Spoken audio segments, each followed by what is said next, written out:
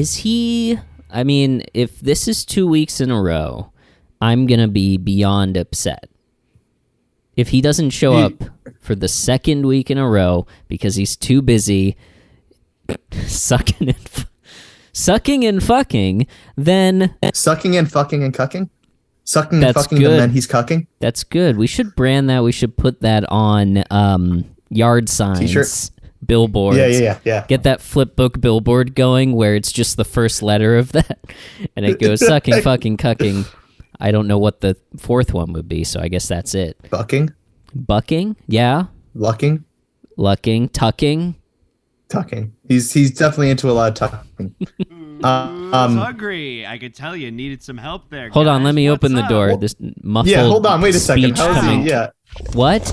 Oh, I didn't see the glass door there. Yeah, we put in a glass door on the side of our RV. It's sliding, as you can see. Well, Good after last week when Kalanji took off the door to the recreational vehicle when his Vespa came by, we had to replace it. Alex, we haven't seen you in 2 weeks. What the hell? I know. I was busy because, you see, I wanted to get you guys snacks, but I didn't have anything to carry it in, so I bought drugs, and then I emptied them out and then used the bag that the drugs came in to carry the snacks.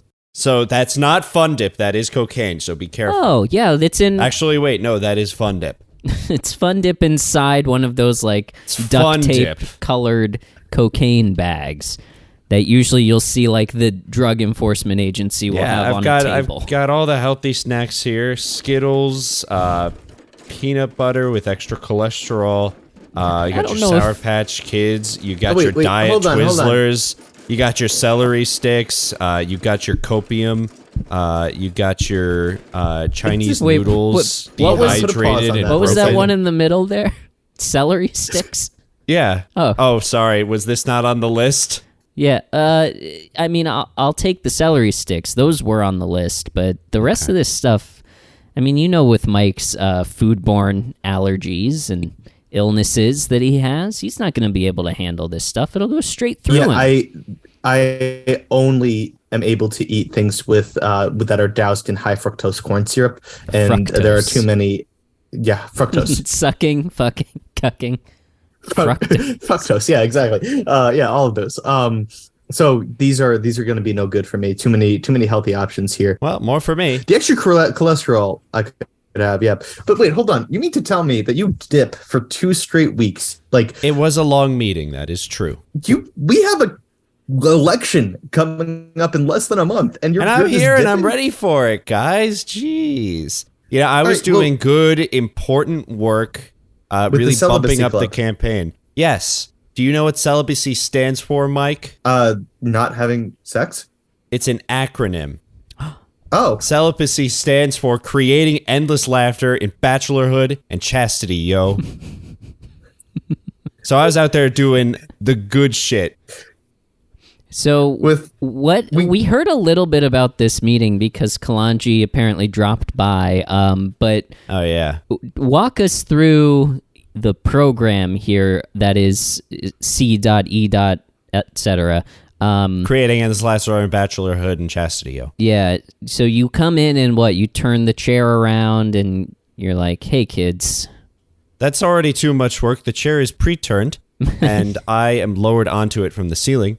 With my legs separated vastly so that I can fit in there very comfortably like a horse. And, I open it up and I kind of just established the connection right away. Yeah. I say, hey, I realize that there's a lot of pent up energy here. We've been gaining a lot of muscle. We've been jacking it at the gym. Well, the gym had to close in town because everyone was too much semen. I feel bad for the guy, but Jack's Gym was not a good name for it. Too much semen. All the Marines came into town and started using the equipment. Mike, you and jacking off. That's besides the point. Mike, I drove past in the recreational vehicle while you were outside of Jack's Gym. The door, you look like that Far Side cartoon of the kid pushing on the pull door, except this was a push door. It just was so covered that it was practically super glued to the door frame. I feel like we're getting off track here. Don't cry about it. It's okay. I feel like we're getting off track here, Mike. Stop crying. I know it was embarrassing. Really, Mike, you can never cry. You shouldn't cry over spilled cum. Ugh. Now here, let's get back to the meeting. So we're losing listeners by the dozen. Once we secured, once we got all the spies out, and also Kalanji, just to be safe, I trust him, but I also knew he was probably going to come talk to you guys because we know the rule where it's illegal to have less than 3 people on this show. Right. So once he got out of there, I unveiled kind of the true meaning of the club, of the meeting, and we got to work kind of working on the campaign. Because you see, and here's the real twist that you guys didn't see coming. Creating Endless Laughter and Bachelorhood and Chastity-O is also an acronym, a very long one. It actually stands for Campaign Rallies Eagerly Awaiting Terrible and Consequential Nonsense Generating Endless Noise Directed at Limerick Elite Sucking Supple Lubed Areolas Under God's Heaven, therefore enraging raspy indecisive non-voters because Alex craves haters enthusiastically losing it over race, heating on and on despite allegiance to Tyrone Dickey's campaign, having a lot of steam taken inconsequentially, taco yum yum opium. We couldn't find any more for like those last 3 words. So the whole thing was a campaign secret meeting to kind of generate more hype behind my campaign. I thought it was so cool how you had each of the words of the acronym on a separate index card. I mean, it was a fat deck. I thought you were coming in here to play, 52 pickup, but well, you that's kind of the joke, right? Fat deck kind of sounds like fat dick. Yep. So was it a... Oh. So wait, hold on a second. That's Alex, that's a very intense acronym. How did you fit all of that on a t-shirt? Or how did you what's the membership here branding? Like? How are we going to turn this into a campaign thing to raise awareness for not only you, but celibacy as a concept? It's simple. It's the double acronym. Celibacy, but behind each letter is a period and then a much smaller period. Behind each letter? Or, next to it. Fuck it. This t-shirt is, it's juts out? So can I? No. I'm following him. It's like there's a little ellipses after every single letter. Yeah, it was basically a secret operation to publicly kind of celebrate the lead that we're starting to see in the polls. So that's great. Can I acknowledge the elephant in the room, though? Hey, Jeffrey. Yeah, that's Jeff.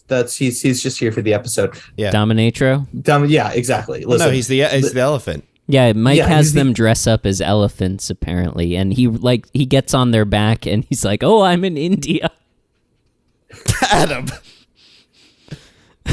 It was Doug's birthday. He was really into the idea. Your immortal super soldier friend. Listen, he has needs just like everybody else, okay? Listen. Oh, that's how you met. Yeah, exactly. But I will say, we did piece together that the people that were invited to the Celibacy Club meeting were all, the men that you were cuckolding. Yeah, the spouses of the women that you are having your dalliances Well, with. everyone needs a calling card, right? Gotham has the bat signal. Mm-hmm. I fuck all of their wives. It gathers them.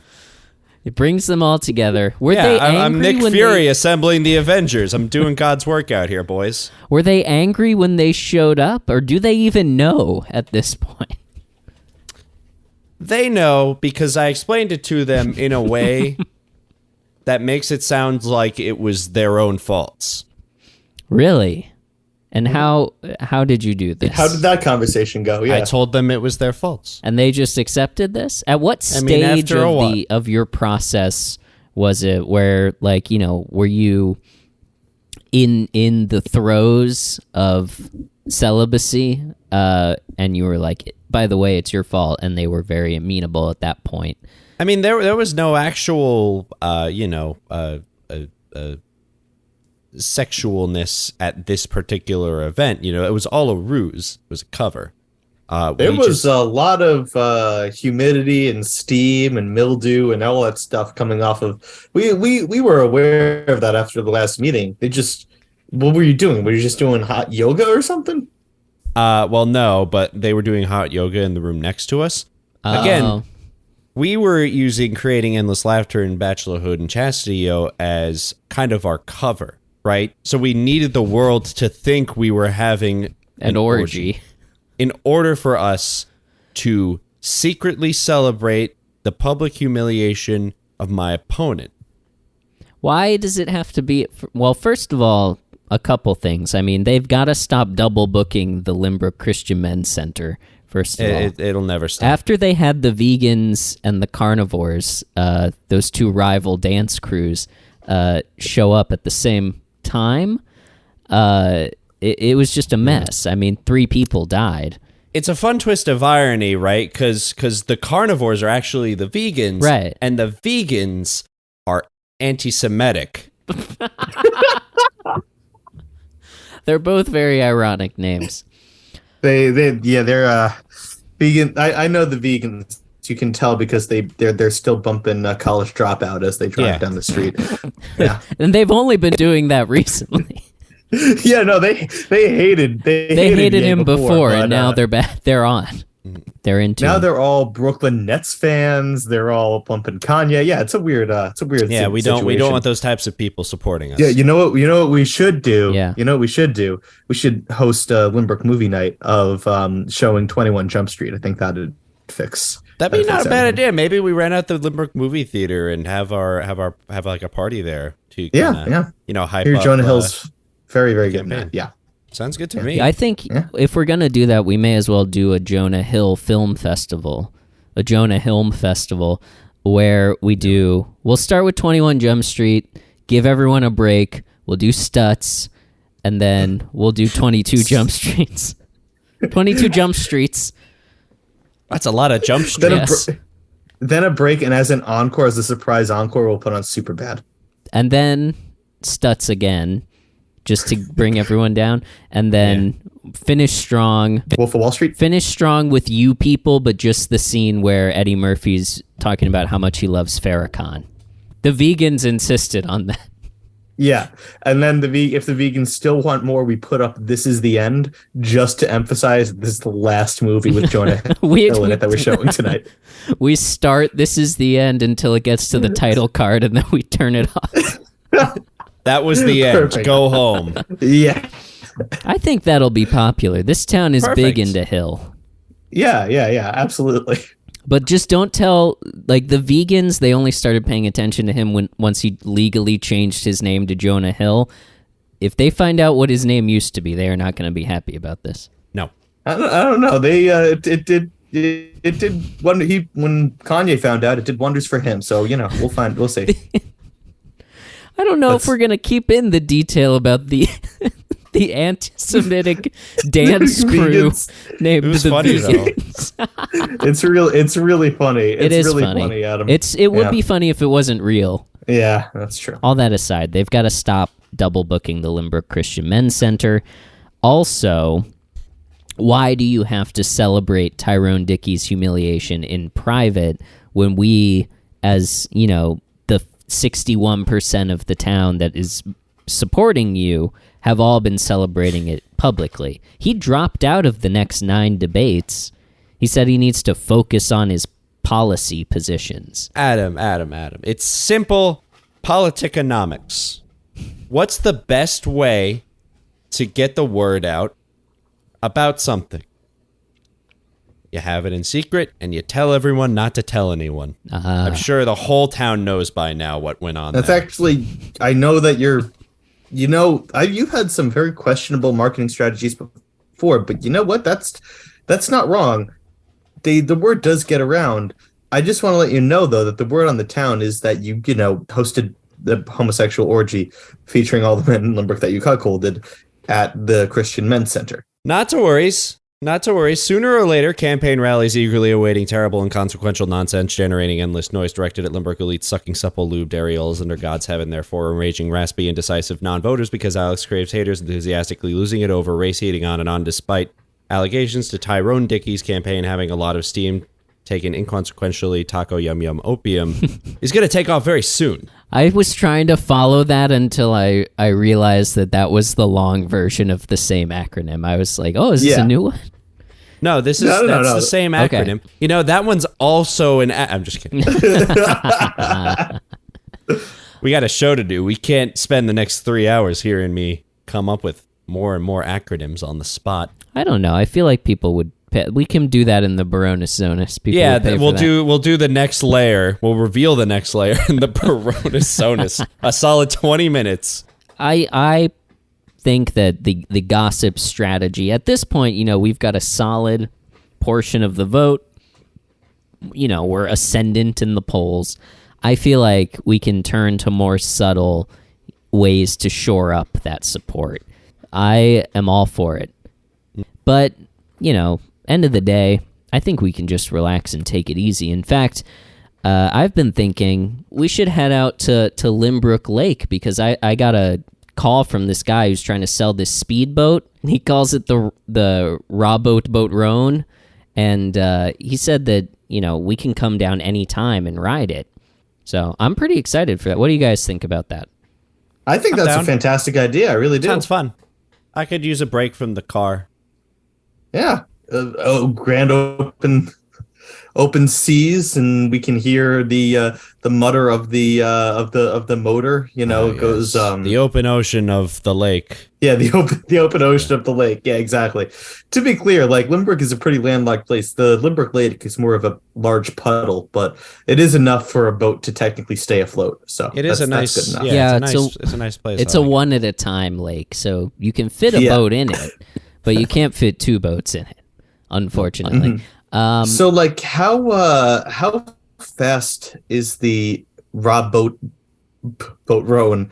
Rawboat Boat Roan capable of traveling?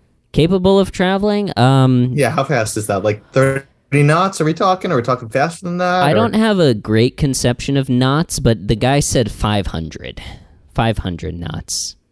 That sounds oh wait, sorry. Fast. I was doing that thing where I talk on two phones at once, and I had Nemo's Pizza on the other phone. Gotcha. So I think we're getting 500. We already have so many snacks. He was he's surprisingly repeating my order of 500 garlic knots, and then the guy on the boat phone, which is in the shape of a boat, said, "No." I said 70 knots, which still seemed high to me. And then these guys, they could hear each other through the phones, so they went back and forth a couple times about the number of knots. So you just held them up to each other and just let them go at it? Yeah. Even though you individually called both of them? Well, here's the thing, is they were arguing over these knots, and then by the time I had the phones back up to my ear, they had already planned their first date. So... That's kind of adorable. That being said, I'm just saying. That being said, I need all of those 500 knots on my boat capable of going 70 knots. Mm-hmm. That's a total of 570 knots. That's fast. That's not bad. Yeah, exactly. No. Boats are measured in garlic knots power, GKP, as opposed to horsepower. The car thing. They're boats are because we know that, you know, garlic knots are delicious, but you drop it in the ocean, it'll zoom ahead. it'll just take off. It'll sprout fins and go swimming. Mm-hmm. That's how they measure it. But yeah, I've been starting to suspect that the various people are picking up on the witness protection exchange program, as we discussed last week.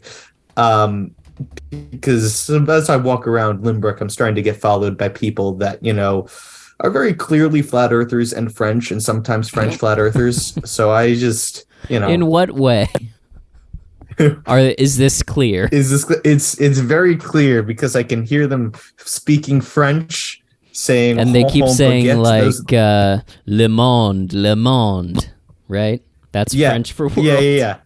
I didn't even know that. I just thought they had something caught in their throat. But as I walk around, you know, I'll see them approaching me. Some have the mime striped shirt on, and they mime a sphere, and then they crush it like a pancake. So it's clearly that they're talking about the world, and being smushed. Right. So I'm assuming that's what we're dealing with here. So you're being followed around by a bunch of mimes, and this is you. I'm sorry, I wasn't really paying attention. I was looking at a bird out the window. You think this is a good thing? Bird. No, quite the opposite. I'm starting to think that, maybe the intelligence of France, which is one of the, most wealthy nations on the planet, might be, able to figure out that my name got changed a couple times and might have tagged up with my old Starbucks flat Earth enemies, and they might be onto me. They're hell yeah. Where do I sign no, up? That's not a hell yeah. Oh wow, look at him go. He went in the birdhouse, Alex. You guys seem to be. I feel like I'm dealing with a very real situation, and as friends, I don't really think like you're giving it the attention. Let's talk more about my wacky mayoral race. What if the bird was mayor? I mean, that'd be funny. That's funny. Woo! Adam, you're funny. Let's do our show now. Okay, thanks, Mike. You can just leave the knots on the counter, and we will start doing the show. Can you just... Mike F., everyone. I feel like I'm an famously part loved of and adored by all French organization. People.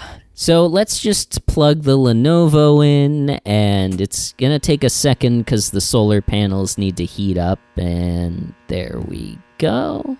Yeah. Oh, look, the bird flew into the sun. I also have to... Here, let me get the sun lamp that powers the solar panels.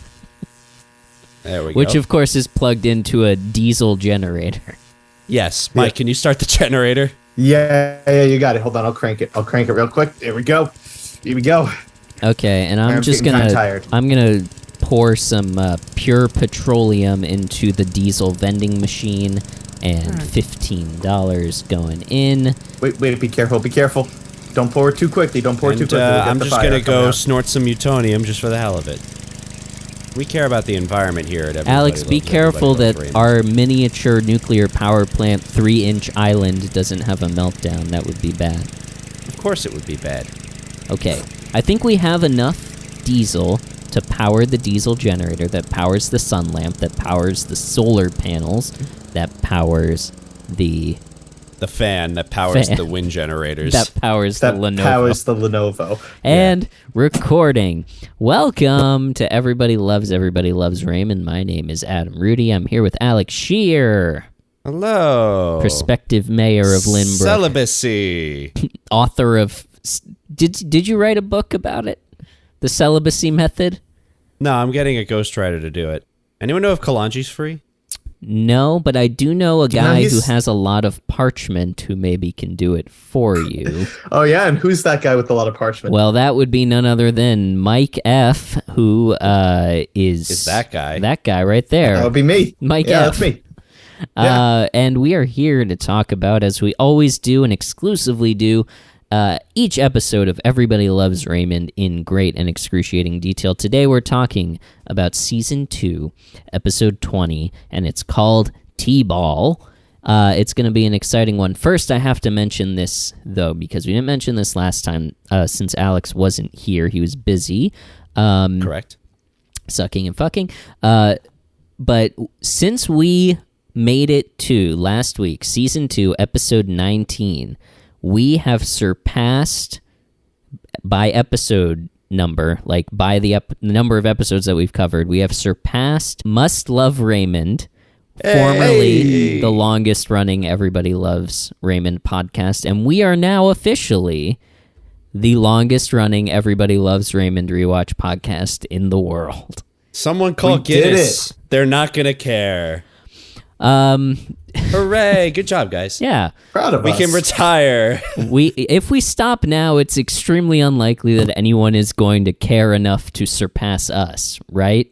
Who's going to do 21 episodes of season? Yeah, there is someone out there who has been waiting a very, very long time for someone somewhere to cover the season 2 finale, and it's going to be us. It's going to be us. And then, eventually we'll do the rest of them as well, because that's how we roll. I just wanted to bring that up. It does seem like a very daunting task to because we're 40 something episodes into it at this point. 42. This is our 42nd episode. There are 210 episodes of Everybody Loves Raymond. One season at a time, Mike. One season at a time. We're all right. Fifth of the way there, Mike? Close to that, yeah. All right. So we're only going to be doing this for like 6 or 7 years of our life. Yeah, exactly. Yeah. That's great. Max. Awesome. Minimum, actually. You know, I mean, I don't know if you guys had anything else to say. We're going to cut to a break real quick while we get the rest of our stuff set up. Oh, yeah, for sure. We need to lay out these snacks. Well, in that case... Let's throw to a break. Oh, go ahead, Alex. Sorry. Before we cut to break, I just need to remind everyone that this podcast is officially sponsored by the campaign rallies eagerly awaiting terrible and consequential nonsense generating...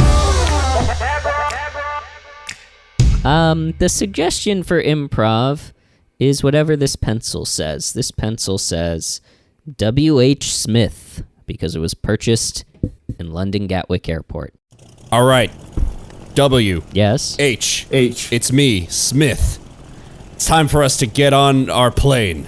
Yes. Well, are you sure that's a good idea? We are going to be crossing the ocean, and there is that clause in our contracts that say the three of us should never be on a plane at the same time. You know, president, vice president rule. Goddamn, I didn't know W stand for worries. I'm not... What do you think, H? Got him, Smith. You know me, I'm H. I'm hothead. I say we go for it anyway. Let's do it. Let's get on this plane and fly. Well, H stands for hell yeah. If as long as we're talking about like things that could go wrong, like the realm of wimp, the realm of things that could go wrong. Weenie. If all three of us are on the same plane, is like a pretty big whale. You know, if worm. Come on, guys. Pathetic. Pathetic. It's dangerous. It's Wumbo. It's inconvenient.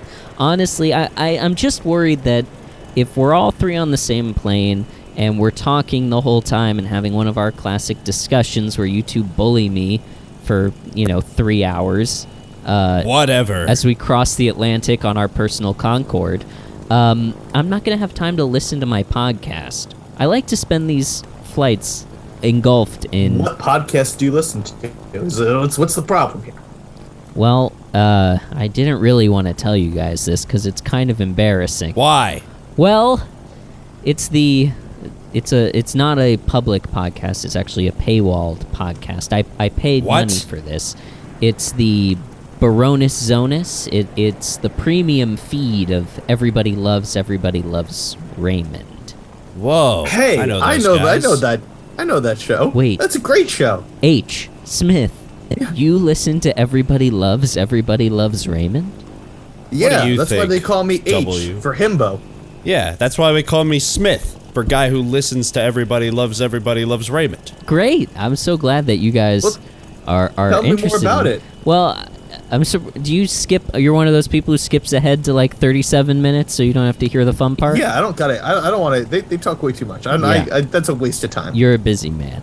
The Baroness Zonus is actually kind of great. I mean, it's an extra episode of Everybody Loves Raymond every month.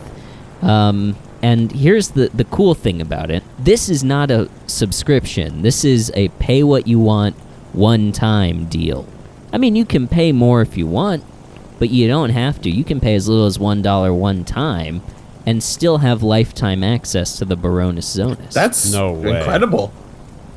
Wow. That's the first time you've ever said my real name. Wow? Yeah, W is short for wow. Well, wow, that's incredible. How do I sign up? It's actually kind of really easy. So all you have to do is pull up your phone and go to postfund.org/donate, and you can just pay what you want right there and sign up for the Baroness Zonus. Yeah, let's do it right now. Let's all listen. And while we listen, let's still continue to remind W what a fucking weenie he is. Hey, come on. I've never loved you more. Aw, you guys are gonna go into the private cabin again, aren't you? Yeah. Leave H, me you out get the here. window seat. I get the other window seat. W, you get the third window seat. The bad one. Oh man, the bad window. That's the one that's open. Yeah. Fuck off. Welcome back to Everybody Loves Raymond. We're talking about Season 2, Episode 20. It's called T-Ball. Let's start, as we always do, before we break it down scene by scene, with our overall impressions of the episode. Let's start with Alex. Overall impression of T-Ball. Go.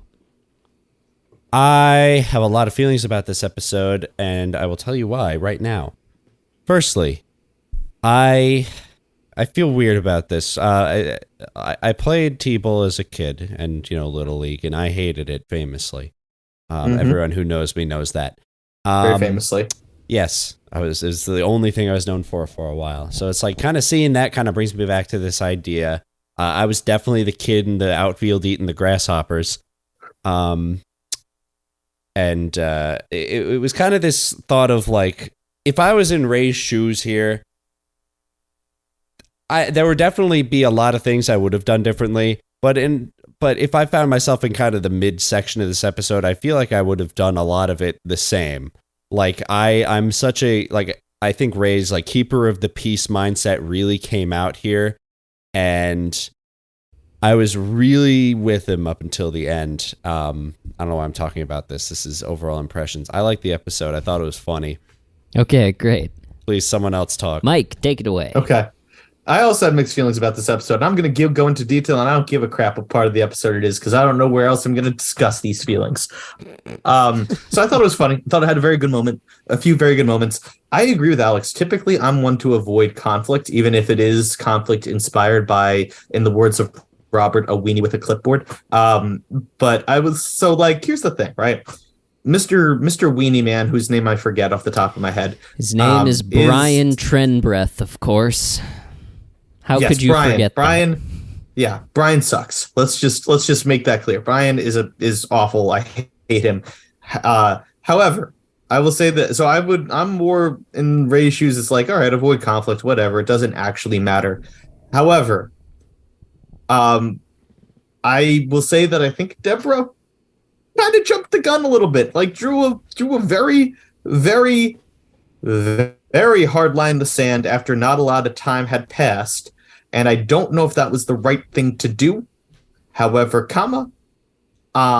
even if Deborah was wrong, the fact that Ray sold her out at every step of the way was kind of a bit of a dick move. I don't know. I was torn about a lot of this episode. Overall, very, very funny, but I just had mixed feelings. I don't know who did the good job here. This is going to be a very hard one for me to barometer, because I think on the one hand, Ray didn't back up his wife. On the other hand, I think the wife was being unreasonable. Not that that matters. You should always take the side and then talk in private and see if you could work. I don't know. It's just nothing about Ray. Yeah, see, I don't know what I would have done.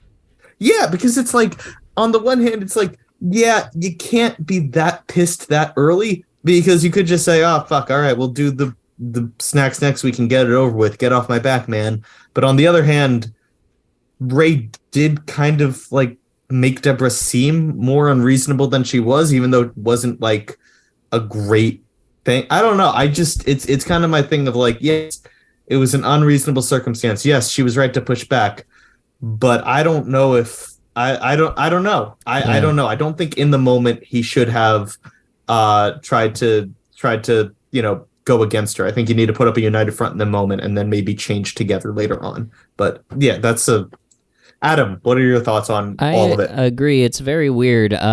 It's a weird episode for Deborah, because I feel like this is our first one where Deborah is doing something that maybe we all disagree with. Like, drawing this firm a line in the sand. Like, I understand Brian was being an asshole about it, and 100%. Just take the fucking pretzels and let your wife go and pick up other snacks if that's so important to you, like she did. Don't tear Ray and Deborah a new one, so to speak, and then sign them up for next week and say try again. Like, who does this guy think he is? He Fuck sucks. Off, Brian. Brian straight up sucks. King of the snacks. Yeah, Brian should just take it easy. Maybe go a full rotation before Ray and Deborah need to bring the snack again, and like he does, provide them with a list of the snacks. But Deborah drawing this line in the sand, like I understand like being feeling affronted by Brian, as anyone would be in that situation, but then saying, we're never bringing a snack, we're not bringing a snack next time, burning it to the ground, basically. I mean, on the one hand, it's your kid's thing, and maybe you shouldn't be alienating this guy who clearly, I mean, it seemed like he threatened to not allow them back at the games. So yeah. I feel like he is on a power trip. He's clearly on a power trip. And this is the kind of guy who this is the one time he's ever had any kind of power, and he's going absolutely nuts with it. I get it. You don't want to succumb to that guy. And I'm not saying you should. I'm just saying she went nuclear real quick. Yeah, no, I agree. I think, but at the same time, like you were saying, like, yeah, Deborah may have been unreasonable in taking such a hard stance, but Ray shouldn't have undermined her in the moment. I understand that he's trying to keep the peace and, whatever. I feel like me in that situation, I would probably just not say anything and let my wife argue with Brian and then be like, okay, bye, and leave. And wife. Then when we go home, I would be like, no, we got to bring a snack. It's no big deal. We'll just bring kiwis or whatever. But I wouldn't, I wouldn't undermine my wife in front of this crazy man. But at the same time, yeah, I mean, it's all weird. It's like Ray's not being great, Deborah's not being great, Brian's being a terror. It's a tough nut to crack. Definitely. So I think the only way to do it, though, is to go scene by scene, crack this episode open, and take a look at the cold open. So Deborah is getting the kids ready. They're taking Allie to T-ball. They're in their living room. Struggling to put on, we find out it's Michael's clothes. Ray comes home. I love the subplot of Michael the nudist this episode. Yeah. I just want to say I think that's a very came out of nowhere thing. I love it. Yeah. What a great detail. Ray comes home. He's singing a parody of "Take Me Out to the Ball Game" about T-ball. I didn't write down any of the lyrics, but it was okay. He was very proud of it, and it was like a full-length song. Michael keeps taking his clothes off. Deborah is annoyed at Ray because he had promised when they said they were going to do T-ball that he would come home early to help get them ready and everything. The next thing I wrote down, like, I think it was just some bickering back and forth for a little bit, and then the next thing I wrote down, as they're leaving, Ray sings another parody of "Take Me Out to the Ball Game" about having good old sex. Yes, he does. Something like, we don't have as much sex as we should at the end. I was say that, like, I don't, it's weird to me because it's also, because, you can look at this scene the typical way of, like, Ray doesn't do enough around the house to help with the wife, which is true, but also, like, I need you to stop referring to Deborah as the wife. As the wife? No. Because what's happening is I think you're talking about that Glenn Close movie. The wife. I heard it the first time, and then I kind of, like, stopped hearing it. All right. Maxwell. What was it? Deborah. I lost my train of thought. Deborah. Her name is Deborah. That's her name. That's her name. Yeah. He doesn't help Deborah out with the kids as much as he should. But I don't know, if he was trying to get off early, it's still, I just get off. It's a tough situation to be in, and I feel bad for Deborah for being, like, the one that gets put in the situation, even though you kind of knew it was always going to happen. Do you think Ray was purposefully delaying getting home so that he could avoid helping the kids? He did say he wrote the song, so I feel like he could have been sitting in the driveway. That. You guess he did write the song on the drive home. Yeah, that's also true. I don't know how long it wasn't his that good is. a song. Well, but Ray is not a gifted songwriter, so it can't have come easily to him. No, we know he's not a good writer. He doesn't really get to practice it. He's a prose writer. He doesn't write lyrics. But yeah, I could see Ray. I don't know if he would intentionally, like, sit in the driveway, but I definitely think he would be goofing around at work and then realize, oh, I got to get home I gotta take the kids to T-ball. Well, yeah, I just wanted to ask to see just how deep we think the raziness goes. That's good. I like that. That is a good one. Write that down. We're gonna put that on T-shirt. That's going on T-shirt. So we cut to from there the bleachers at the T-ball game.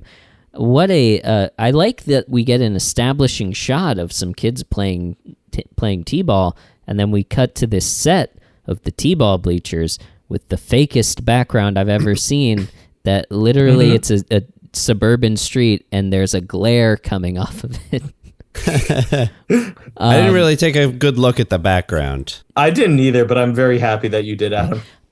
Yeah, it's not great, but it's good to get some new sets in the arsenal for sure. Absolutely. So the whole family is here. Frank is like heckling the kids. I didn't write a lot down, and there's a lot of specifics happening. Thought it was a good idea for Frank, like a funny thing for him to do at the game. Made sense with his character. And then when it gets expanded on in the next T-ball scene of him keeping score, it's very funny. So Ray and Deborah are there, and Brian Trenbreath runs up to Ray. Who is this guy? Because Ray needs to put the snack out for the team. Brian is played by Dan Castellaneta. Who knows who Dan Castellaneta is? Oh, I do. Should we know who Dan Alex Castellaneta knows. is? Mike, do you know? Nope. He's one of the most successful and famous voice actors of all time. Known for Alex playing... I don't actually know who he is. I just wanted to be cool. He's the voice of Homer Simpson. Dan Castellaneta Wait, is. really? Yes, he is. They got Homer on this? But he has 240 acting credits, so I think he just loves to show up as a guest star on sitcoms and do one episode.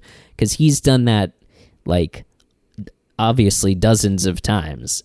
Yeah. He does not need to work. I looked up how much he gets paid per episode. The Simpsons cast gets paid $300,000 per episode. He does it for the love of the craft. He does it to get more of the Emmys. I don't know if he was getting an Emmy for playing Brian Trenbreath, but I'm sure with 240 credits, like, his hit rate is probably pretty good. Only one way to find out. Oh, absolutely. Are you kidding me? I mean, there are people that go so deep on The Simpsons. It would not shock me if they learned that this guy was on this and then tuned in just to watch Homer Simpson yell at Ray Barone. You know, like, I also will give him credit. Like, this guy... I mean, Homer's kind of a doofus in and of himself, but, like, I give him a lot of acting chops here. I never would... You put a gun to my head and said, who does he play? Homer Simpson would nowhere... Maybe Ned Flanders, but Homer Simpson would be nowhere near the top of my my thought process. He's versatile, too. Good He's acting. Done dramas as well. Like, you wouldn't think, but he does. Oh, and you know what he did? He did that CBS show, All Rise. Do you know about that? Oh, yeah. Oh, I vaguely remember that. Yeah, I've probably seen a billboard for that. But like, why does he do that? He doesn't need to do it. He just loves to act, and I love that for him. He does. He wants to get out of the studio every once in a while. You don't see Nancy Cartwright running around showing up on Shondaland. I have a question. Yeah, who's Nancy Cartwright? She plays Bart. Oh. Yeah. Okay. Bert Simpson. Bert Sampson. She's also a avowed Scientologist. Oh. Isn't that interesting? That's too bad. Well, that's too bad. Yeah, I liked him. Bart. Yeah, Bart is a Scientologist. Elron cancel Bart now. They don't do a lot of like consistency episode to episode on The Simpsons, but the one thing that is consistent in every episode over the 40 years that it's been on is every shot that you see that Bart is in, he's holding a pocket-sized copy of Dianetics in his shorts. Yeah. Which is why he encourages people to always eat his shorts. Because he hopes that they find Dianetics in there. Yeah.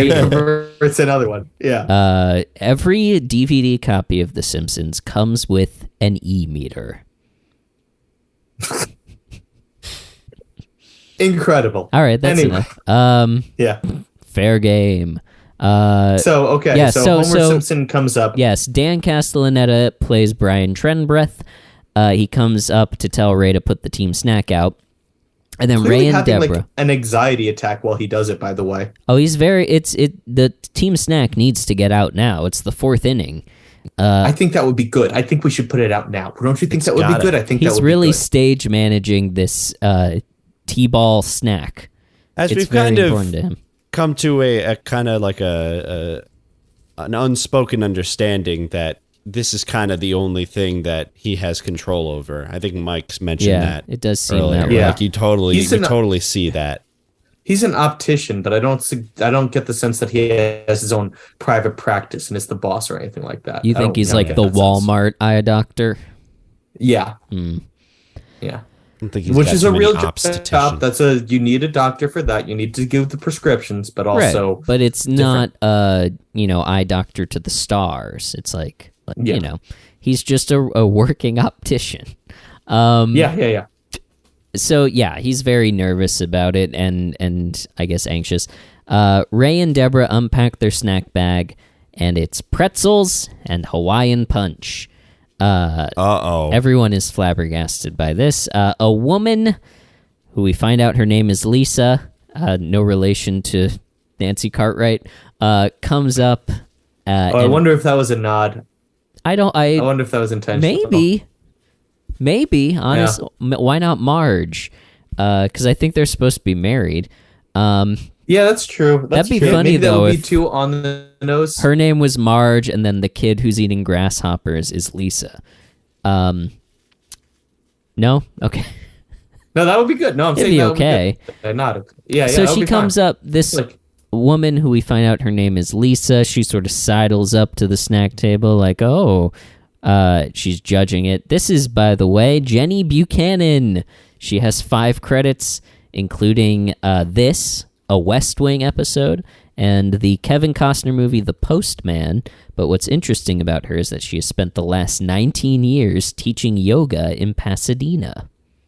Wow. We could learn yoga from we this gotta woman? go to Pasadena. Yeah, we'll take a field trip Holy to Jenny crap. Buchanan's yoga studio.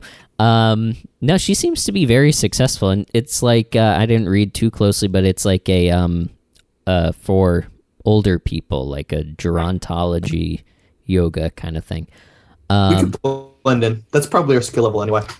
Yeah, we're all about as limber as amazing to me that you think we could keep up with them. That's actually a better point.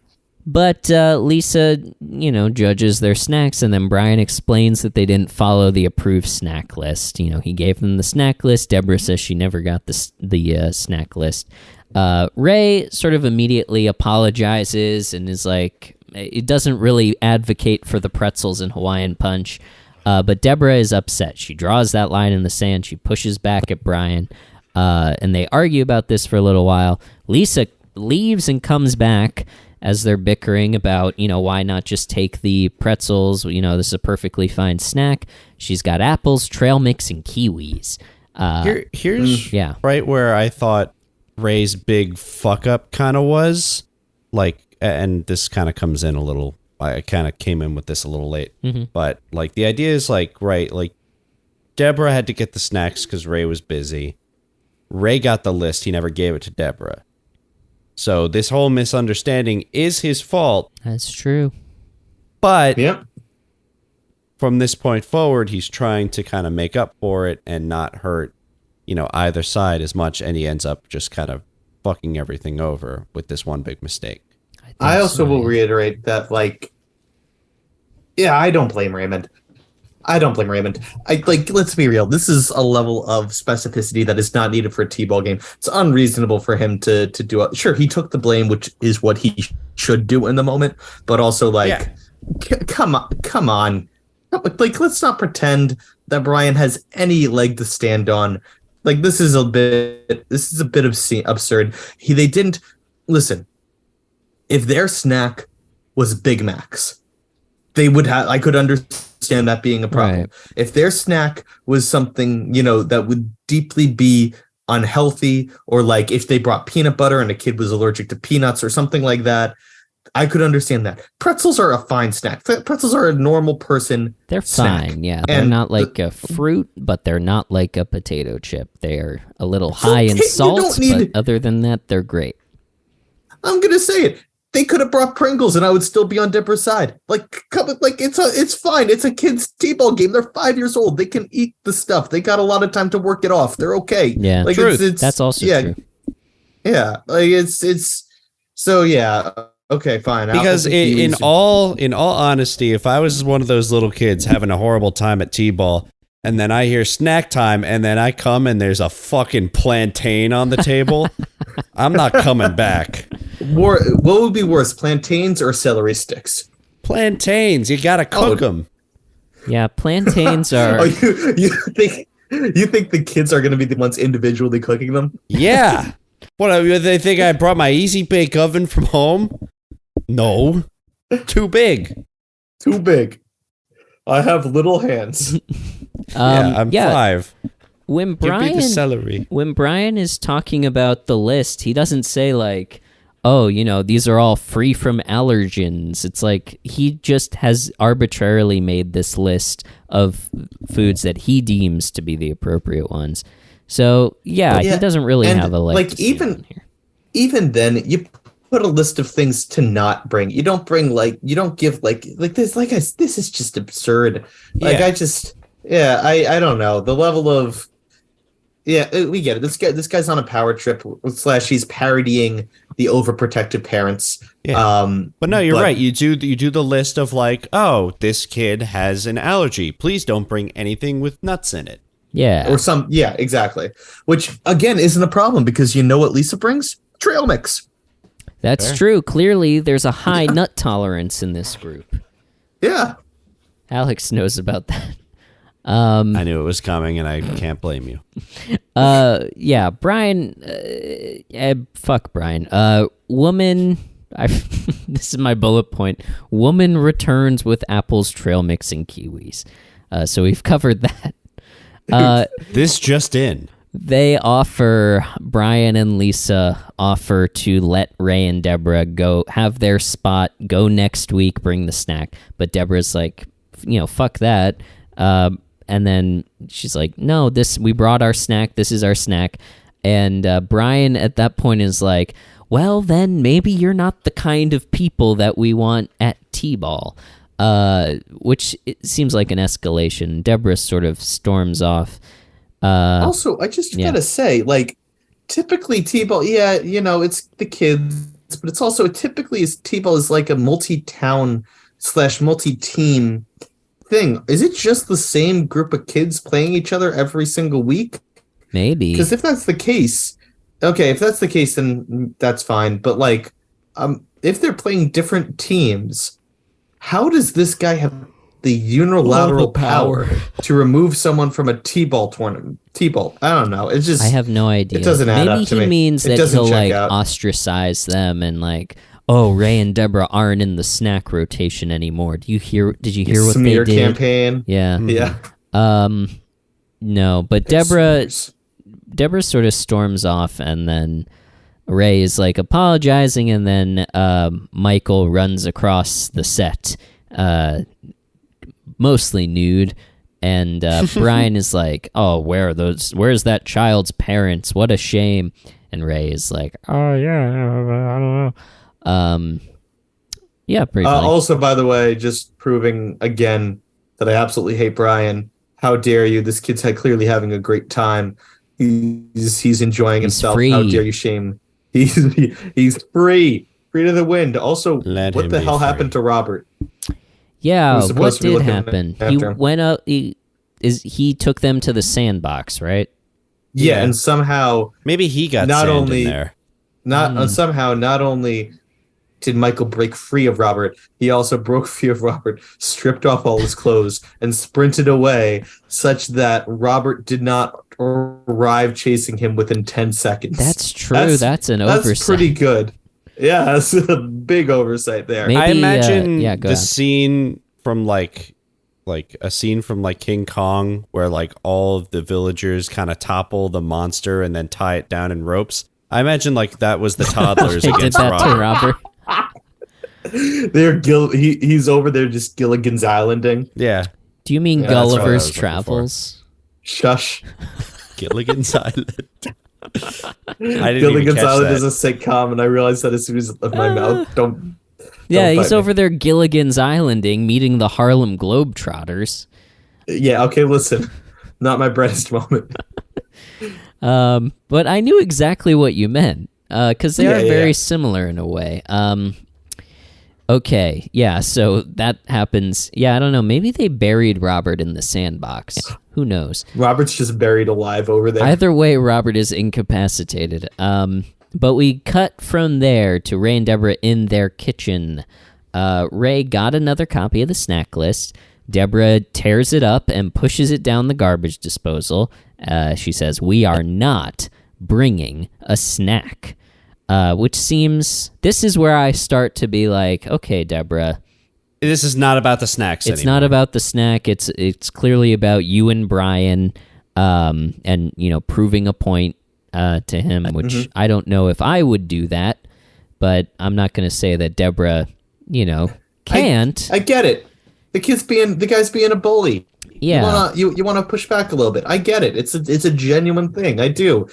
Seems like I said, seems like she went nuclear. But now that I'm thinking about it, Brian went nuclear first by saying, if you don't bring a snack, we'll kick you out of T-ball. So, she's calling his bluff, and I'm not actively opposed to it. I just don't think it's a smart move. yeah. It's not the sense. move I would make. Yeah. But that's because I, like Brian, according to Deborah, am a pompous little ass. So, You said it, not me. yeah. Adam, you are a pompous little ass. But Thanks. you're our pompous little ass. Thanks. Yeah, so anyway, Deborah calls Brian a pompous little ass. Ray says that he's just doing his job. But Deborah at that point is like, it's not about Brian anymore. She turns it on Ray. I don't care if I put out a bowl of rocks. We're married. You're supposed to support me. So I guess there's two things going on here. She's got a genuinely good point about that. I'm with her on that one, man. I am. Like, yeah. Yes, even though this is a debatable as to if she's right or wrong in my eyes, but still, you don't show up your wife like that. I'm not here for that. Yeah, I don't think it's 0 to 60 either. Like we see later when Ray freaks out at Brian, I don't think he needed to do that. I think that there's a middle ground there where he's like, standing up for Deborah, or at least supporting her and not trying to make the peace. He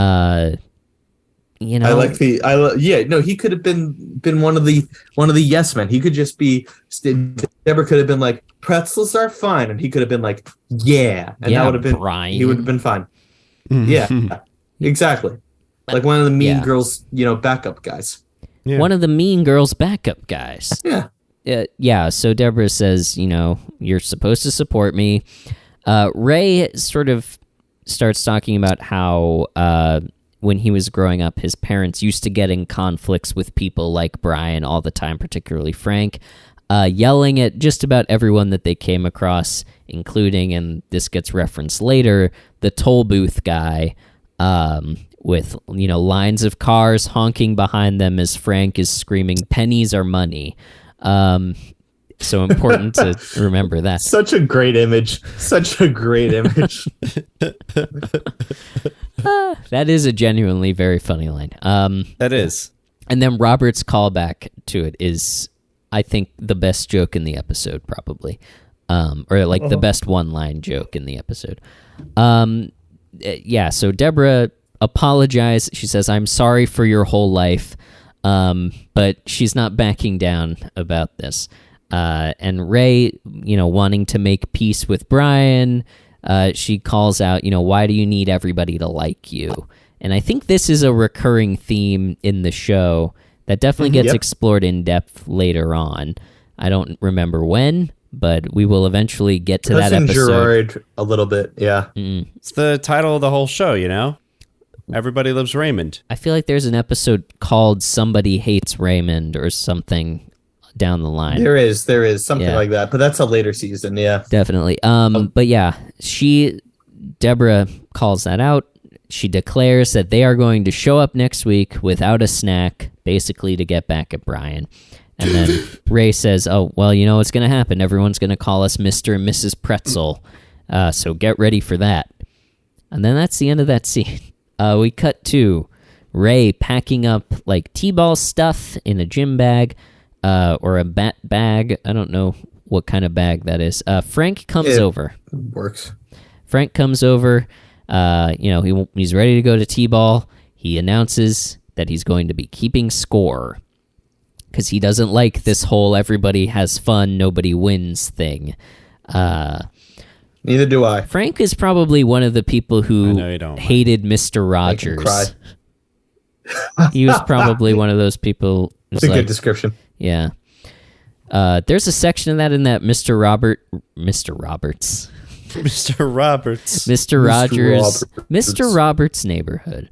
And it's just like separated nuts. Yeah.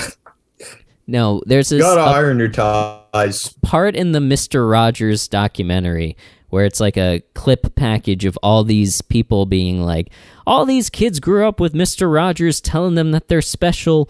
And it's like, wow, that's really how you're choosing to present yourself to the world, as somebody who hates Mr. Rogers. Yeah, and you're on a documentary there too. That's a weird stance to take. It is a weird stance to take. But this is what those people look like in day-to-day life. They look like Frank.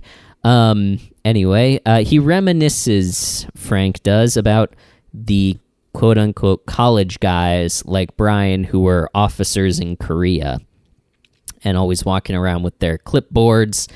And he confesses to murder in the scene. He said, yes. He says, you know what friendly fire is? Yeah, he's straight up. Whoops. I mean, hold on. Yes, we got to deal with the T-ball practice first, but I feel like there's a much deeper way to go here, you know? Yeah. I like that Ray just sort of deadpans it back to him. So your advice to me is I should shoot Brian over a box of pretzels at a T-ball game.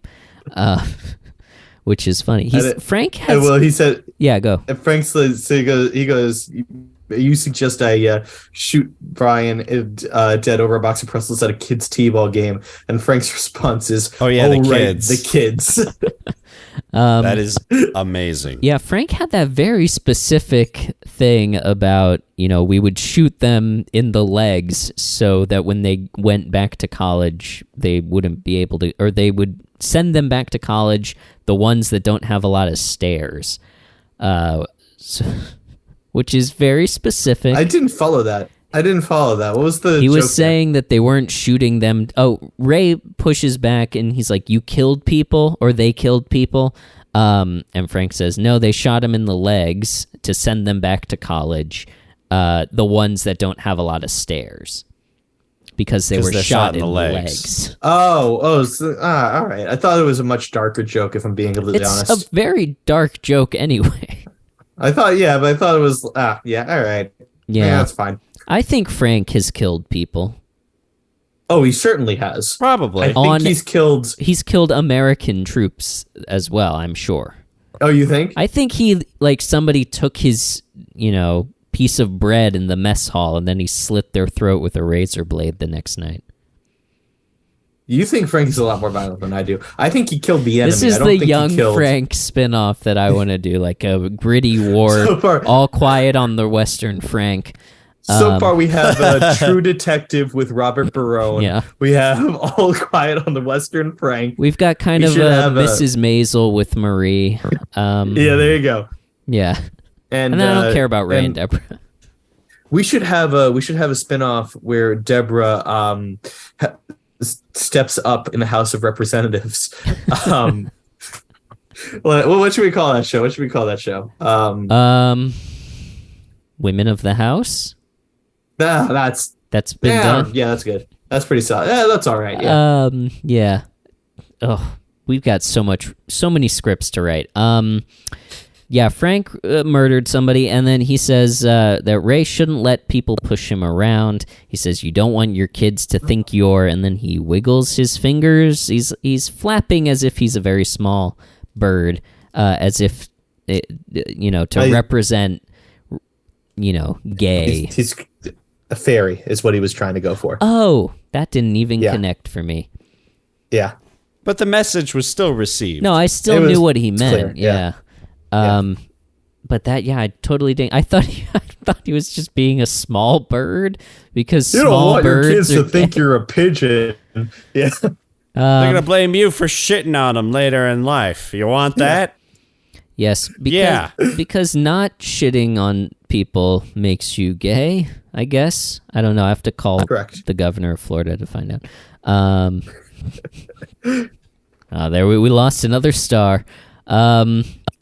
Frank says he should. Ron's going to be real mad at us for that one. I would frame it. Ron DeSantis, please leave us a review. is our most loyal listener, but he always skips ahead. Yeah. Hates the improv. And then he leaves us. He's the guy. I would frame a 1-star Ron DeSantis review. I would frame a 1-star AOC review. Just anyone with power leaving us 1-star reviews is just so funny. It's very, very strange to think that anybody of no offense, listeners, is listening to this. I hope you know what he means. Important. I hope you know what he means. Yeah. No, I'm just saying more than 1,000 followers on Instagram. I'm just saying, if somebody with a Wikipedia page listens to this show, that would blow my mind. And if so, please email us because I don't care who you are. We want you as a guest. Yeah, I mean, you would be our biggest guest of all time for sure. Without question. And I mean anybody, even a stub, like a Romanian football player. Football, of course, soccer. Back to the episode. But speaking of important listeners, who I wouldn't want to have? Yeah. I wouldn't want to have Brian as a guest. That's the one person that I would not want to have as a guest. That's true. I would want Dan Castellaneta, but I wouldn't want Brian. Oh, yeah. All right, hang on. I gotta go cancel an invite I just sent. The character. What email did you send it to? Brian at iwasonraymond.com. Oh, that would be the best website. It would save us so much time researching. Yeah. Okay. So, yes, Frank says he shouldn't let people to push him around because of homophobia. And then Robert comes in, and Frank immediately asks, Robert is like, can we get going? And Frank asks him, have you ever seen me back down from anybody? And then Robert immediately responds, no, sir, pennies are money, which is my favorite line in the episode. And then Ray reveals that he is bringing a snack to the game. He thinks he's doing the right thing here. He's hiding a snack from his wife. As we find out, he's hiding the entire snack list from his wife in a gym bag. Yeah.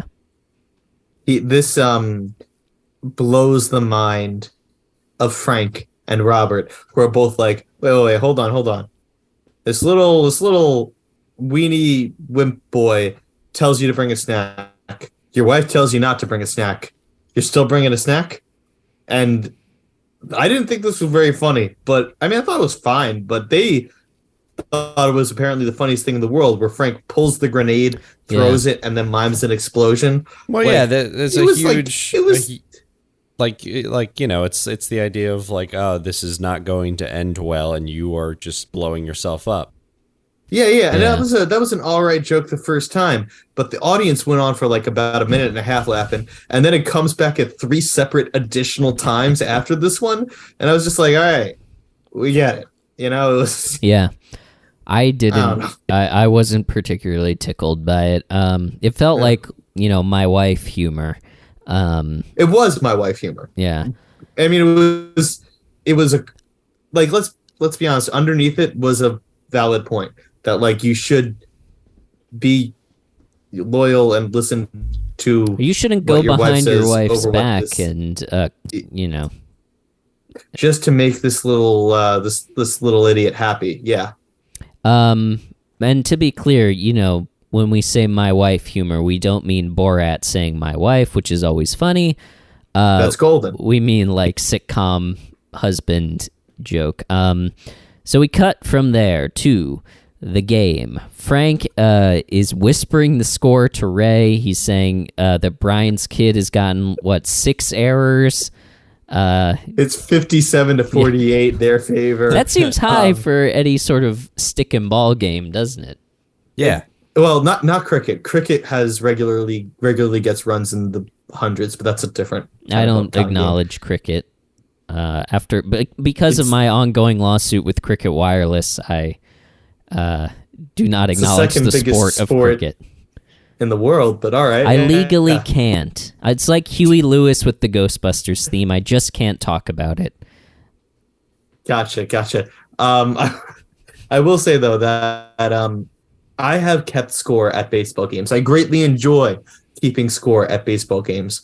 The absolute chaos that would cause my scorebook if someone scored 57 runs in a game, that would take up the entire book, let alone a page. I just can't imagine what that scorebook looks like, and I want to see it. It probably, knowing Frank, looks like the scribblings of a madman. Probably looks like this two might tallies. Not even be accurate. He might just be like, keeping his own score. Yeah, there's the end twist. Frank doesn't know how to play baseball. Yeah, so Frank is giving these stats to Ray. Ray at first brushes him off, but when he finds out that they're winning, he's kind of interested. Deborah's trying not to look at, but also trying to look at Brian. Look at him over there, trying not to look at me, she says. There's a lot of tension on that bench. Robert notices that Michael is naked again, so Deborah goes to help Marie get him under control. Who wears high heels in a sandbox? Marie is in the sandbox with the kids. Did Marie have any good lines in that first T-ball scene? I don't remember. I didn't write anything down. Not that Marie's not in this episode a ton. She's got a great scene at the end. Yeah, I was just gonna say Robert and Deborah leaves, and Ray starts the drug deal. Yeah. He calls over. Beckons Brian over. This was so well done. Yeah, so well done. She's like, I got the stuff. I got the snacks. I got it. He's like wiping his nose, not making eye contact, looking casual.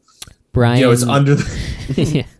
Brian, it's in the gym bag, under the bag. Yeah, under the bench. Takes the bag. He's like, Don't wow, it, Ray, this is very good. Yeah, that's tangerines, breadsticks, string cheese, granola bars, and Ray cuts him off with, "Don't count it. It's all there."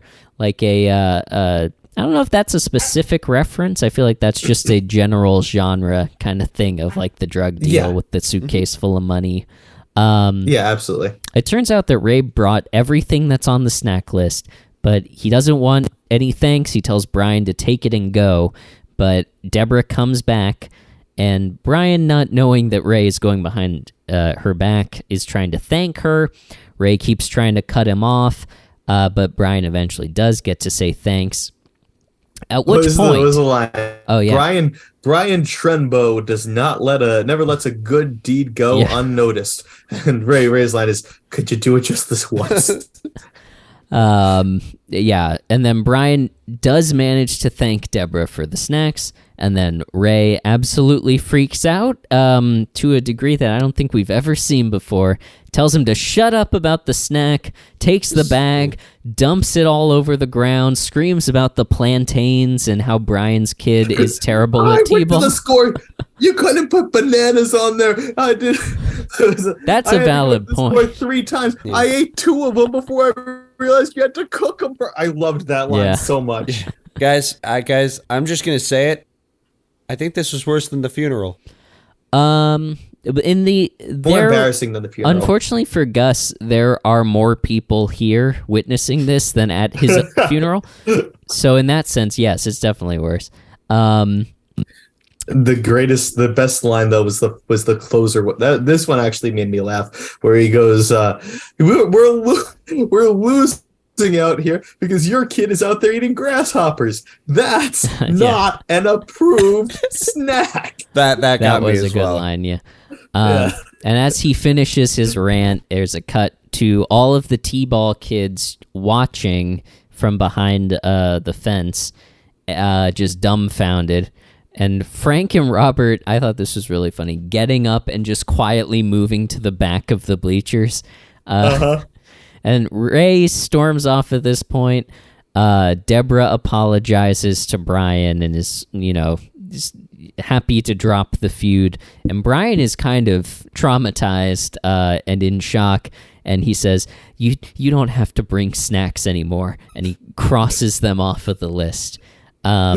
Just fantastic. In a way, very good problem solved. In a way, yes. Yeah, absolutely. He fixed it. Ray has inherited that terrible power from Frank.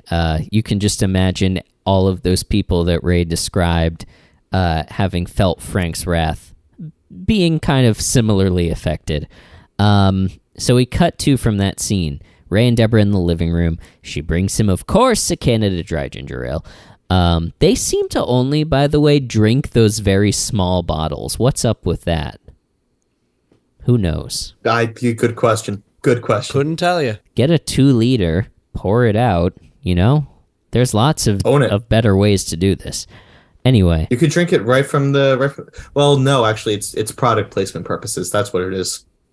Yeah, but... Or am I supposed to go not meta with this? No, it is product placement. You're right, but... But why just small ones? Why just small ones? It's hard to see. I think they even turned the label, too. Do you think they actually have Canada Dry's permission for all of these episodes? Or is it like they feed us, for and they just scream Canada Dry until they finally notice? Or Canada Dry sponsored like 3 or 4 episodes, and then they made it a part of Raymond's character, and like for the episodes they didn't pay for, it's like we can't give them free publishing. That's probably a good point. I don't know. Yeah. We'll have to call the accounting department at the show. Unfortunately, they're probably all dead. We cut... After the great accountant murder. Yeah, the CBS of 03. accounting department fire of 2003. Yeah. Yeah. Ray and Deborah, yes, in the living room. She brings him a ginger ale. Ray is sort of drained from this, and he says, one thing you don't have to worry about, nobody likes me anymore. And he talks about how Frank lets it out all the time, but Ray is a time bomb. He keeps it pent up and then explodes. And Deborah finds this very funny, that the idea that she should be afraid of Ray, going off at any time. And I think they might, get up to some stuff here after the fade. But, you think so? No confirm. I don't know. She's very affectionate to him at this moment. She is. She likes that he got angry for her. Yeah. She likes him when he's angry. Yeah. Okay. And then that's kind of the end of that. And then we cut to our hot clothes, and it's some sort of kids' soft gym is what I wrote down. I don't know what this is called. I remember these. I loved those when I was a kid. It's just those big, vinyl wrapped styrofoam soft things that kids can If you go to one of on. those when you're an adult, it probably means that you were forced there against your will and wearing a straitjacket, which is upsetting. Or are a parent. That's true. We see Ray is in this kid's soft gym, and he's talking to another dad who's played by Jerry Houck, who I'll tell you about in a second, because there's another guest star here, the teacher, who has a Patience Cleveland level name. This woman's name is Yolanda Snowball. Great name. And they have very similar careers, many one-episode appearances on sitcoms and dramas from the past 30 years, and a lot of overlap, too. Like, they were both on Malcolm in the Middle. They were both on ER, Sabrina the Teenage Witch, CSI. Just working actors with a ton of credits. Jerry, I wrote down a couple of interesting things about him. He played an IRS agent in the movie Vengeance Unlimited, which is just a great title for a movie apparently about the IRS taxes, really going after tax fraud with a vengeance. And then under other work on his IMDb page, it says he appeared in a commercial for Diet Pepsi Jazz Soda. And I had never heard of Diet Pepsi Jazz. Soda. Not Ew. Jazz soda, Diet Pepsi Jazz, Oh. the soda. Jazz soda sounds like it's laced with opium or something. Yeah. Sounds like all the ingredients were improvised. So like what? Like what? You open it and it's like one of those cards, but instead of Happy Birthday, you open it and Dizzy Gillespie starts playing. It's actually very funny that you say that, because what I wrote down about Diet Pepsi Jazz, because I looked it up, what's interesting about it is it was, 2006 to 2009. It was very quickly discontinued. But they pushed it with this huge campaign that presumably included that TV spot that Jerry was in. But it also had, it says from the Wikipedia page, this jazz and blues themed television spot and a 4-page advertising spread in People magazine with a 3-dimensional pop-up image of the bottle, an audio clip of the soundtrack played via embedded chip, and a scratch and sniff area diffusing the drink's scent. They went fucking hard for Pepsi Jazz. No kidding. Listen, the one thing I think of when I think of jazz is, man, this sounds good. I really wish I could smell it. Yeah, taste the sound. I wish I could scratch and sniff. Well, they planned to do a website where you could. They were really interested in this soundtrack. I forget who it was by, but it was like, jazz soundtrack to the commercial. And they wanted to have a website where people could go and remix the soundtrack for this 0-calorie soda. Like, I don't know why there was this huge interactive push about Diet Pepsi Jazz, when really they probably could have just put it on the shelf and the exact same number of people who bought it would have bought it. It's just incredible to think. It says Pepsi on it.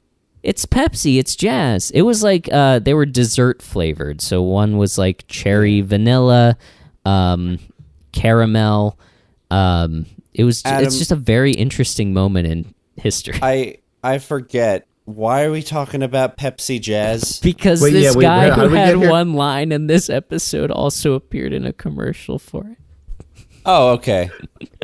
This is what you come to this podcast for, guys. You come to this podcast for, yeah. Anyway, the teacher, Yolanda Snowball, says it's time for the snack, and Ray says that it was his turn to bring the snack. He brought it. Nobody, don't worry, everybody. And Marie rolls in an entire catering cart of Italian food, just fully laid out spread with a lasagna and stuff. It's very classic, exactly what you would expect Marie to bring for snack time. I think that was a great closing gag. Yeah.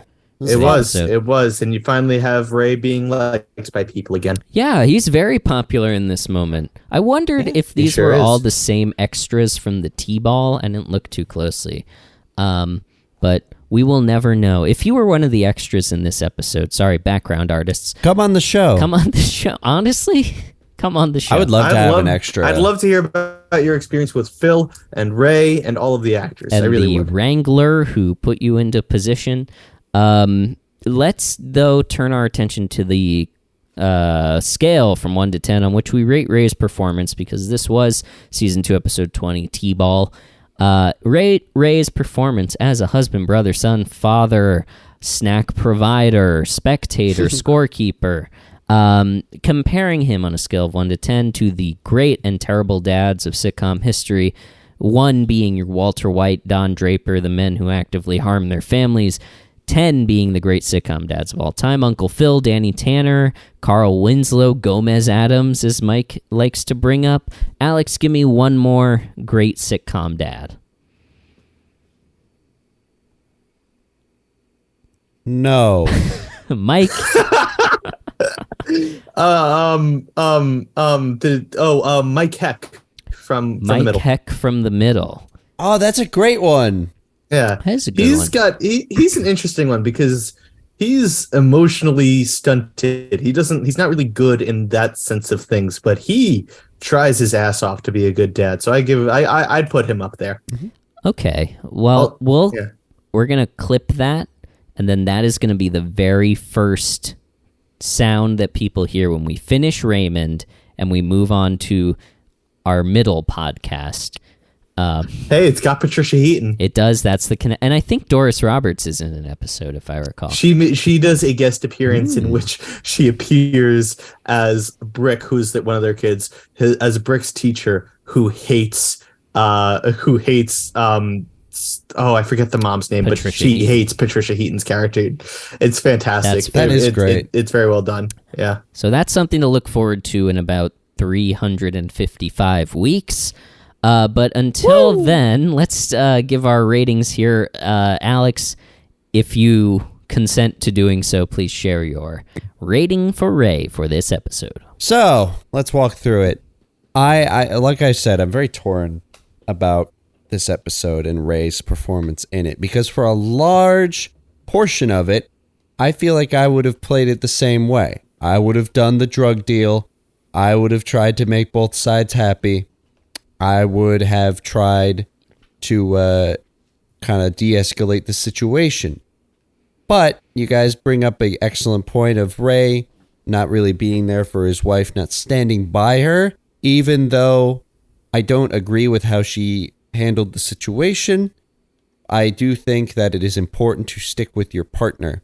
I think he fucked up in the beginning. Classic Ray saying he's going to be there for something and then he's not. At this point, you gotta hold that shit against him because he says that a lot. And again, at the end where he kind of exploded and kind of ended up making everything work out, I'm gonna go 6. Okay. Bold stance. I think he did okay. I wouldn't change much. All right, Mike, take your stance. Yeah, so here's the thing, is I also probably would have played it very similarly, but I'm not sure if that's a good thing. That could just be my failure as an individual of being afraid of conflict when sometimes conflict is needed. But that being said, he lied to his wife. He didn't support his wife. He undercut her. He embarrassed her. He embarrassed the family. But he also fixed it. At the end of the day, this is one of the few instances that I could say there was a problem and an action that Raymond took directly led to the resolution of that thing. Mm-hmm. That typically is not something that I can actually say. Typically it causes more issues, which he kind of did, but he also still kind of solved it. So I got to give him points for that. 7. Okay. Wow. Okay, that's better than I thought. I thought you were going lower. Yeah. I was debating, but you know what? This doesn't matter. So I'm just going to stick with that. To say the same thing that has already been said twice, I would have played it the same way as Ray for most of this episode, but I think going behind Deborah's back was a bad move. However, I do want to give him points for bringing the snack, because at the end of the day, who does not bringing a snack punish? It doesn't really punish Brian, it punishes the children. So and Deborah. And Deborah in this specific case. Right. So I feel like even though he went behind Deborah's back, for the community, he did a net good. So that's one way to look at that. I want to... I think, but on the other hand, him blowing up and causing a scene is bad for the community. So, thinking globally Debatable. here, I feel like Ray didn't do his daughter any favors by freaking out at her t-ball game. He ended up being on the right side with Deborah. Parents, brother don't really factor in here. I feel like it's a very middle-of-the-road performance. Even though it has some highs and lows, he ends up sort of in the middle. So I'm going to give him a 5. All right. Well, that puts his average for this episode at a solid exact 6. Wow. So, wonderful. So, yeah, that's actually market improvement from the last couple episodes. That's true. And that sounds right to me. So I think we'll accept that. We'll put it in the envelope and we'll send it off to... It goes first to the Will and Belinda Bates Foundation, no relation, who process it. They, disperse the funds, because that's how it works, is we have to turn in our rating in order to get our money. And then they send it to Limbrook University, where the lab assistants that we have about, between the three of us, because we're all tenured, we have about 50 56 or so lab assistants, grad students who are not being paid to crunch all these numbers for us. Let's be clear. I have 1. Adam has 2. Alex has the other 53, and for the most part, they're just working on the campaign at this point.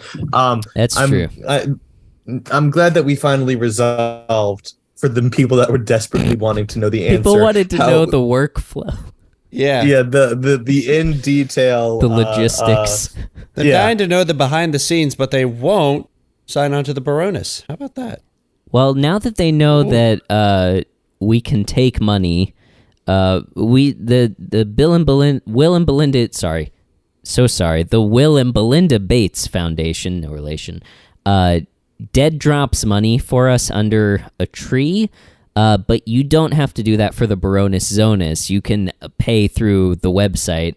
The fun fact for fans of logistics, those payments are processed through Stripe.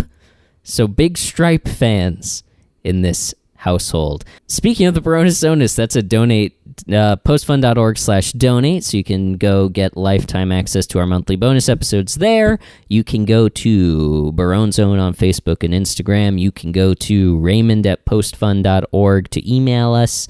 And we're doing our contest, where if you see something that you like on shop.postfund.org, you can get it for free, maybe, by leaving us a 5-star review on Apple Podcasts. That's right. We are paying people in clothes to say nice things about us. So head on over there. Hop on that. 2 more It's weeks. legal. 2 more weeks in the contest here. We're going to announce the winner on Season 2, Episode 22. So get those reviews in before then. Other than that, I don't know if there's anything else to say. Is there? There's one last thing to say, and that's a classic sign-off. Everybody Loves Raymond, and we love you. you.